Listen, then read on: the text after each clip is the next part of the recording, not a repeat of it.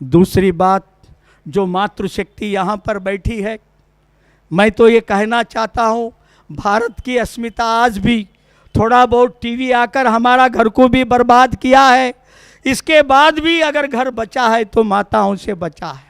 मैं अगर इस दुनिया के अंदर सर उठाने कर चलूँगा तभी चल सकता हूँ कि मेरे घर में मेरी माँ सर उठाकर रहेगी।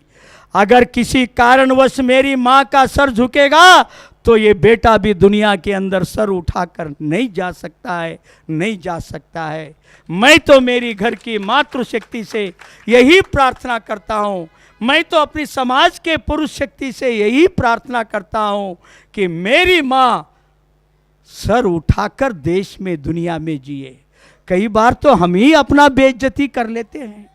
अभी जो दिल्ली की घटना जो गया दिसंबर का, एक घटना 1 साल से दुनिया में चल रहा है, अगर मुझे शर्म से सर झुकता है। मेरे पास दुनिया के 20 देशों के आंकड़ा है, सबसे ज़्यादा अत्याचार हमसे बढ़कर उन 20 देशों में 18 देशों में होता है, हमारा नंबर 19 में है।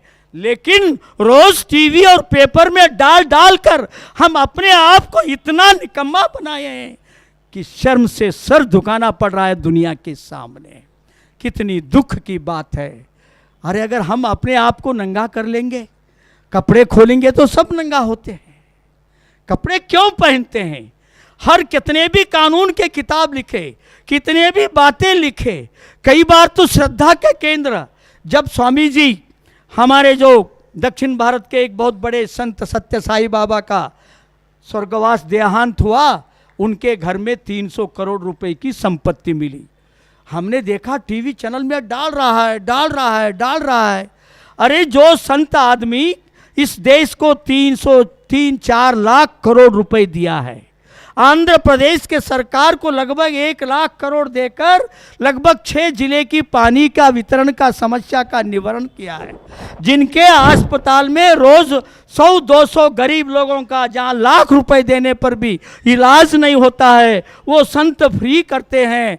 अगर उसके घर में 300 करोड़ मिला, कोई बड़ी बात है क्या?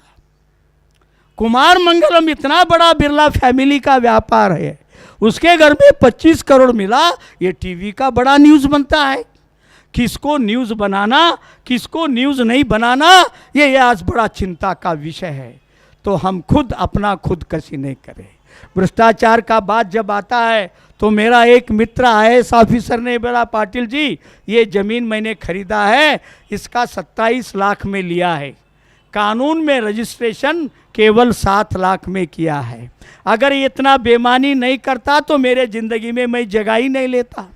हम सब लोग यहाँ पर बैठे हैं, कौन ऐसा ईमानदार आदमी है देश का एक सामान्य नागरिक लेकर इस देश के राष्ट्रपति तक, जो कोई खेत, जमीन या प्लॉट या मकान लिया हो, बेचा हो, उसके ऊपर जो दाम से लेना देनी किए हैं उसी दाम पर रजिस्ट्रेशन ऑफिस में हुआ है क्या? एक भी नहीं, सब ब्लैक मनी है। तो इसीलिए हर आदमी का कपड़ा खोल के ज़्यादा नहीं देखना चाहिए। जो बहुत बड़ा खतरनाक है, जैसा 2G स्पेक्ट्रम है, जो 1,85,000 करोड़ का घोटाला है, जो कभी टेलीफोन का धंधा किया नहीं है, केवल पैसे खाने के लिए 3 लोगों का कमेटी बनाया, दूसरे दिन खरीदा, तीसरे दिन 8 गुना रेट पर बेच के डाला, ये सरासरी देश के प्रति धोखा है।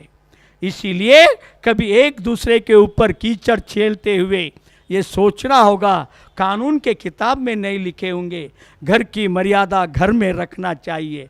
आज भी हम अपने घर की कई चीज़ दुनिया के सामने बोलते हैं तो कुछ चीज़ नहीं बोलते हैं। जब अपने घर के बारे में नहीं बोलते हैं तो दूसरे घर के बारे में भी अगर एक आधा कोई गलत घटना होती है तो हमें देखने की दृष्टिकोण में अपना घर समझ के देखेंगे तो बहुत बड़ी समस्या हल होती है। इस प्रकार उम्र के जवान हो या हमारे आयु के अनुभवी लोग हो या घर की मातृशक्ति हो, हमारा बहुत बड़ा रोल है। इसको ध्यान में रखते हुए हम अपने शक्ति को कैसे लगे।